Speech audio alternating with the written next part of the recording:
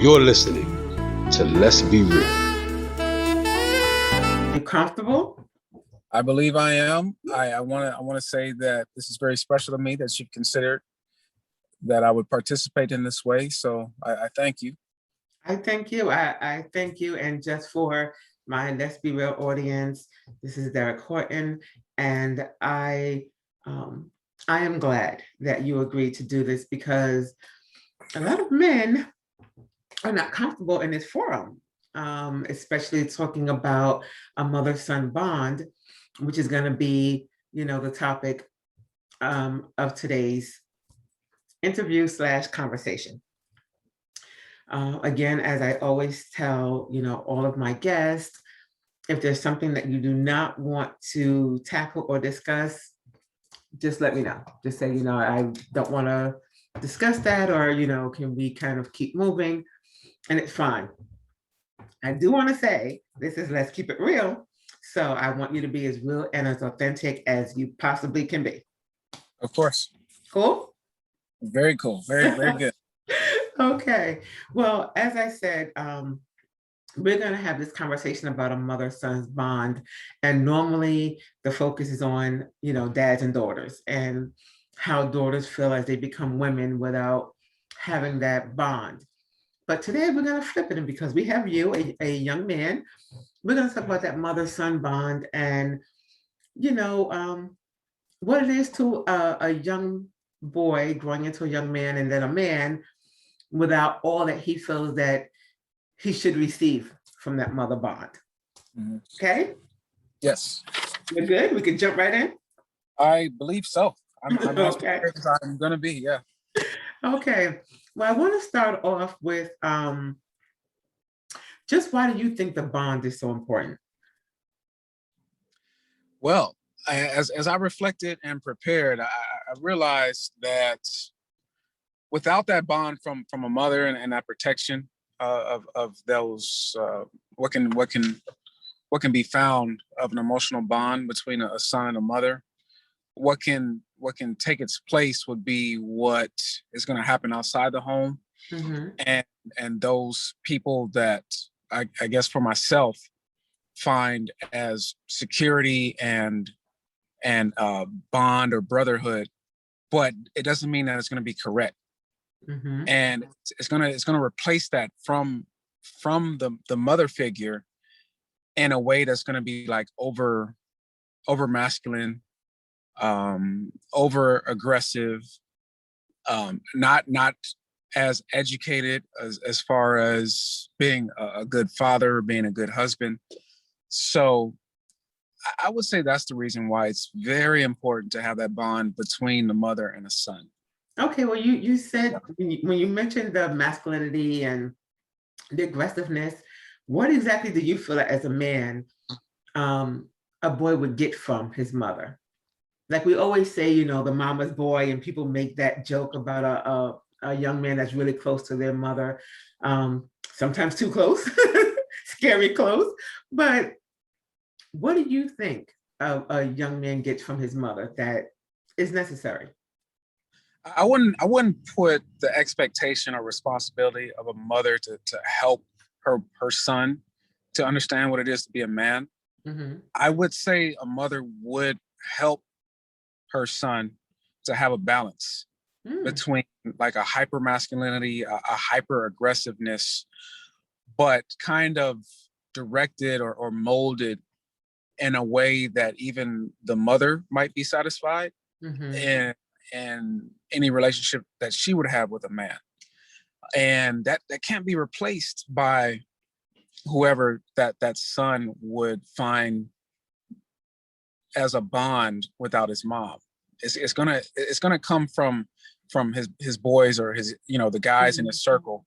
And it's gonna be very competitive. They're gonna compete to be, oh, I'm gonna get her and watch what right. I do. And I got the swag and all that. But coming from a mother, there's going to be a balance, if she's going about being more the sensitive side. So from the mom, that young man knows how to tap into his sensitivity. So he's not overly masculine. He learns how to balance, the approach, the softer approach, as he's, like you said, going to go into his dating world. He learns how to make that approach, how to communicate with a female,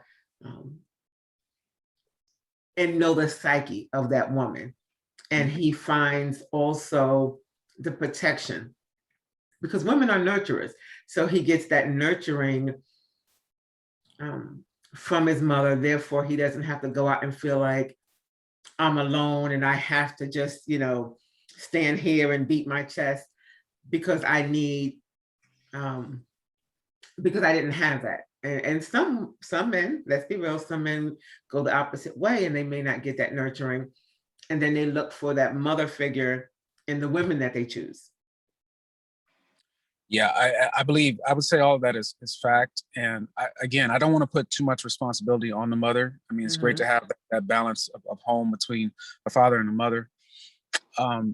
As far as the efforts from a mother, if she's just able to be honest with herself and recognize the influence that she can have on her son as he's growing up, what type of man that she would enjoy, maybe she can use those lenses. I like that. I like that you said that. I often tell women that we have to realize when we're raising boys, we're raising them ultimately to be someone else's partner. Now, we do know there's some men who stay single, but in the normal realm, you're raising that young man to be the man that's going to be someone's husband or someone's father.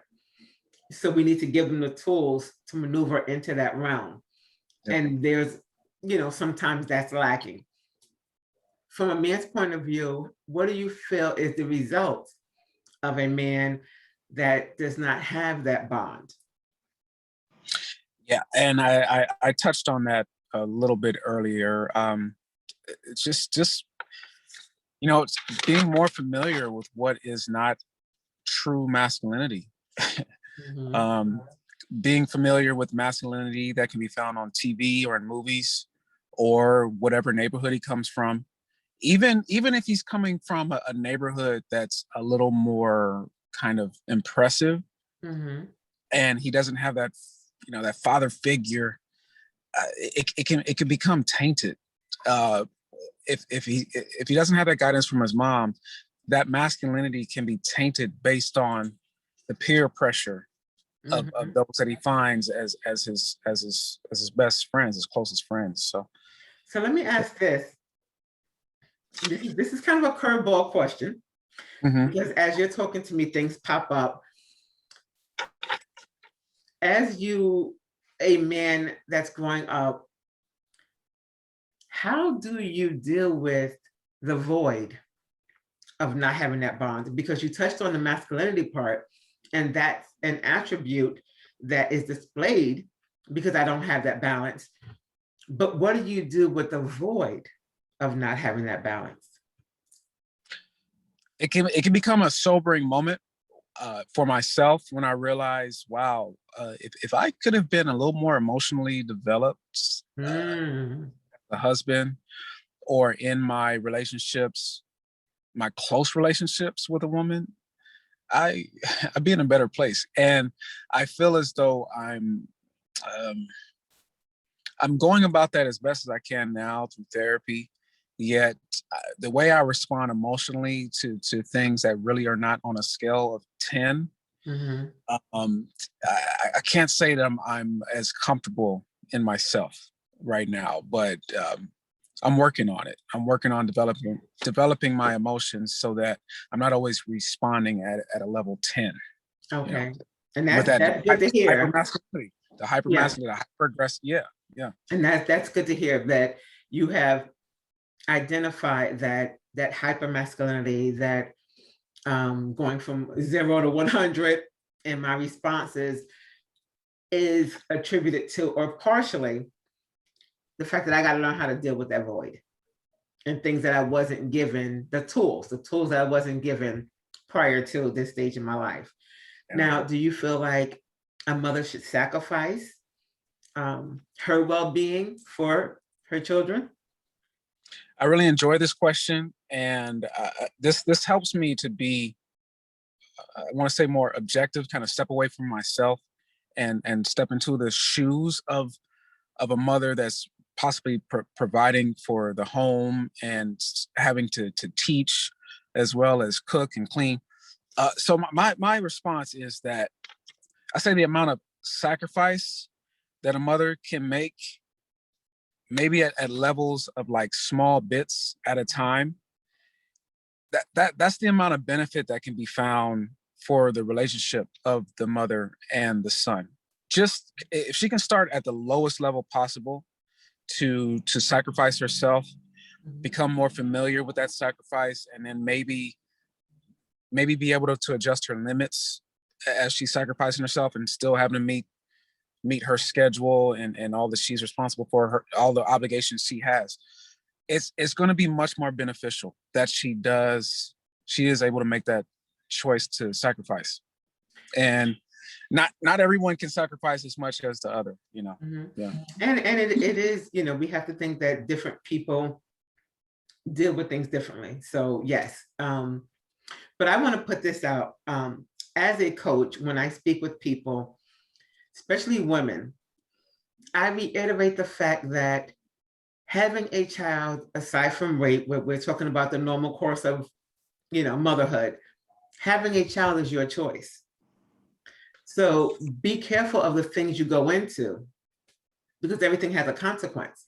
So a lot of women will say, you know, I have this child or these children, but I still have my life. Okay, but you had those children. So your life takes second step to making sure those children are okay. And that's another imbalance that we find. And I'm glad you're presenting the male point of view, because I think women need to know that everything is just not a small thing. You know, we're good at brushing things off and like, they'll be okay. And again, we place a lot of emphasis on the father being in the home. And while that is true, the mother adds a lot of value. And we can't just be nonchalant in child raising.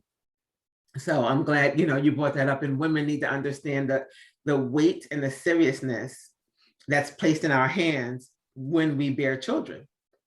And maybe it's not always fair. It's just, you know, it's not. And sometimes we have to be truthful with ourselves and realize I may need help.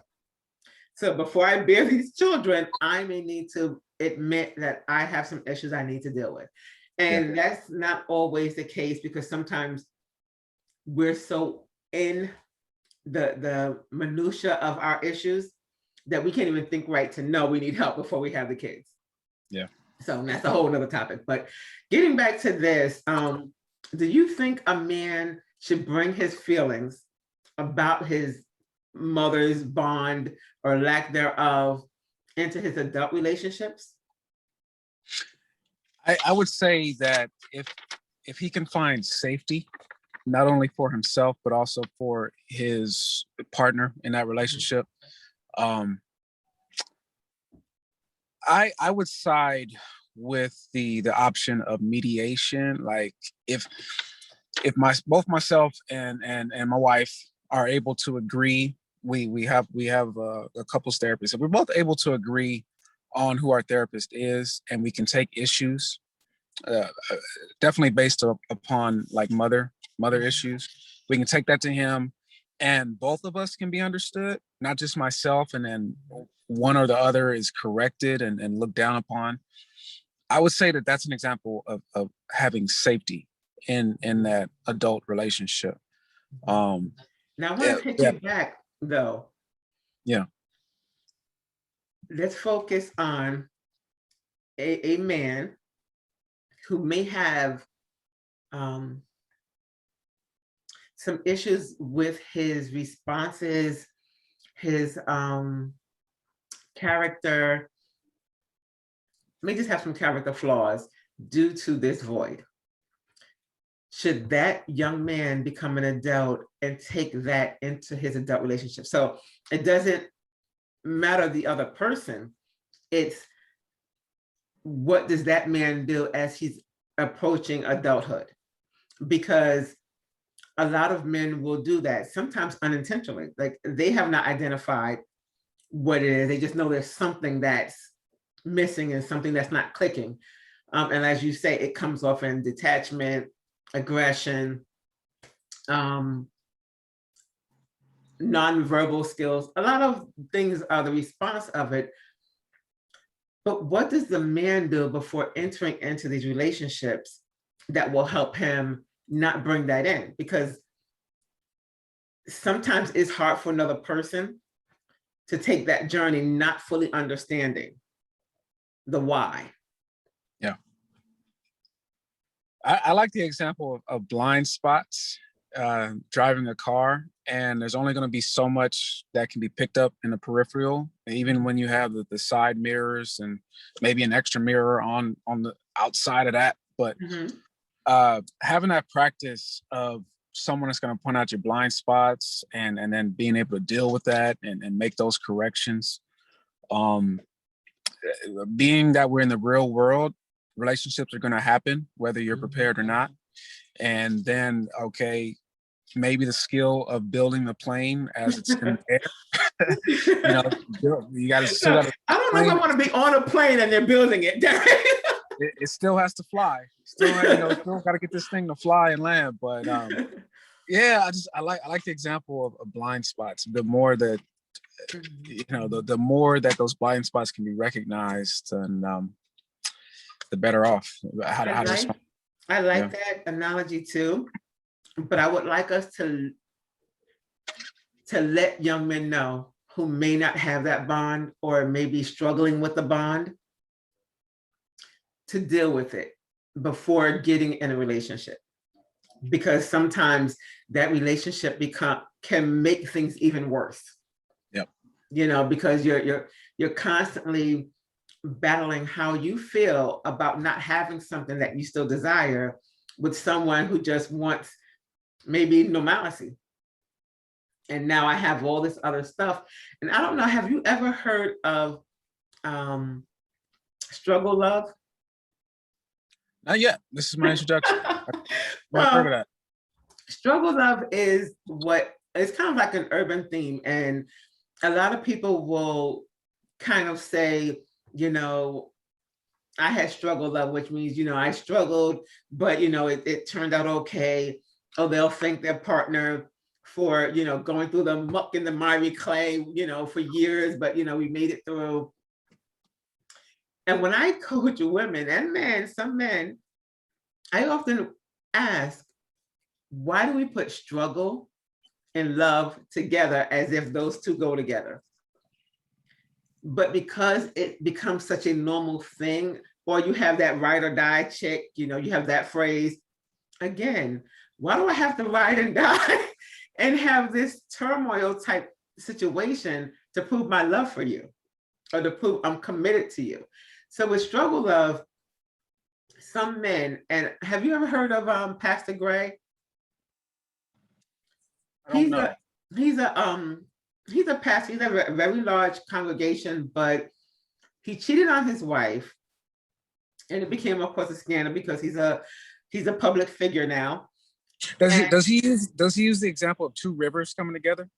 He probably did, but he did this whole speech about how she loved the little boy, into a man and helped him heal. And while I understood what he was giving her accolades for being there with him, it happens so much from the man point of view that as a woman, you look and say, but am I supposed to heal you?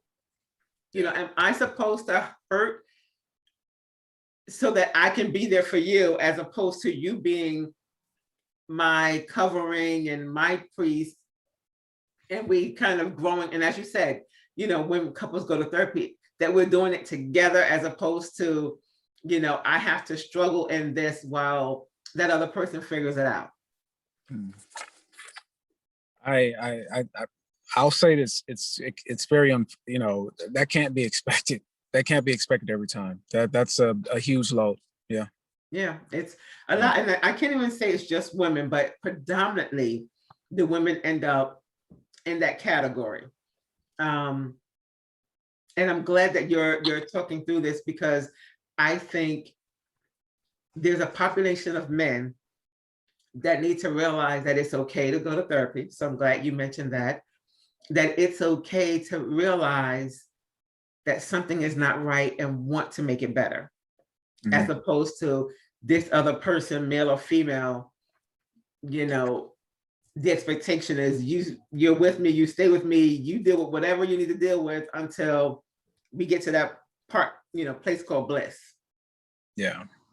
So I'm glad that you mentioned that. So from a man's point of view, what would you say to the mothers out there?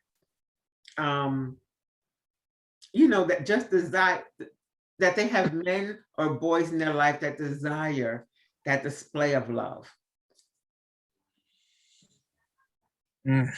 Yes. Wow.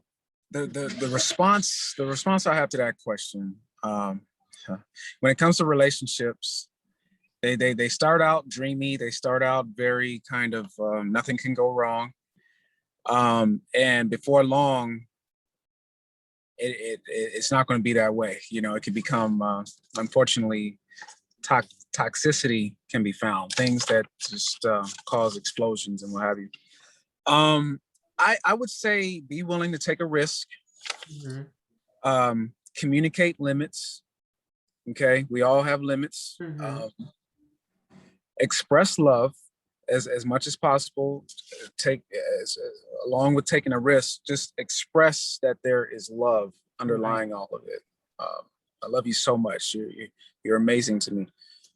I also suggest sharing what is painful for the mother. If the mother is able to share what her emotional pain is and what she identifies that emotional pain as, just make yourself vulnerable.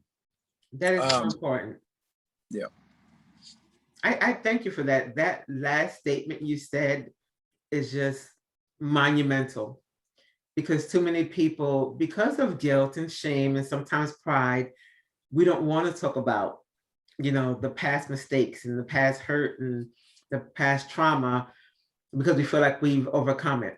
But I'm glad you said that, because we have to realize that, especially mothers, there are little kids who are watching, and we may walk in that hurt.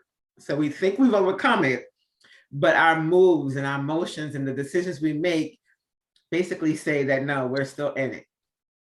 And the effects are, sometimes there's young men that are walking around missing those developmental stages that a mother provides and gives. So I thank you. That's very important, to not to be afraid. We have to be willing to share some of the dark places in our lives. Yeah. So I thank you. Is there anything else that you would want to express, you know, either to the men out there or to anyone? Yeah, I don't have the blueprint of how to make any of these things happen. I don't have the design for it.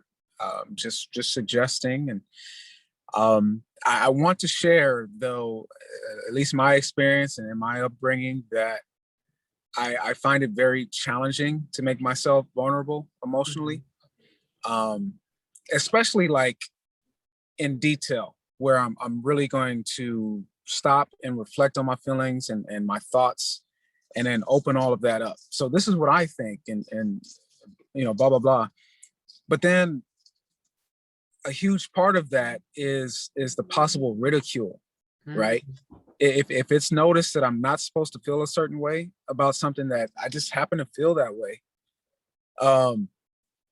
it's scary. It's scary for me to face. Well, what's wrong with you? Are you sure you feel like you should probably go get yourself checked for feeling like that? Yeah, so, I think most men struggle with that. It's so much more comfortable to reserve emotional responses for sports, to keep that in the account of anger. Like, okay, I got something to be angry about. Yes, I finally get to peel this lid off and let it out, let this beast out. But just how I feel about a color or a plant or what a person's wearing, no. Yeah, to go toe to toe in that vulnerability of emotions, but then it might be disagreed with. My experience is no. It can be very scary, because a lot of men aren't wired. And again, it falls sometimes on the women in their lives, because, you know, you can have a little boy that falls and you're like, get up, dust yourself up, be a man.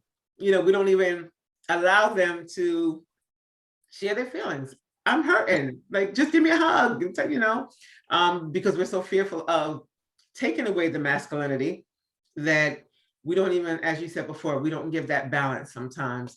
So, you know, maybe again, you know, we can have you on the show and go even deeper into this and the male psyche. Yep. But I do thank you for taking the time today, because I know it's not easy, but I think it's going to help some mothers and some men who may need to just know that, you know what, they're not crazy, and that, Yep.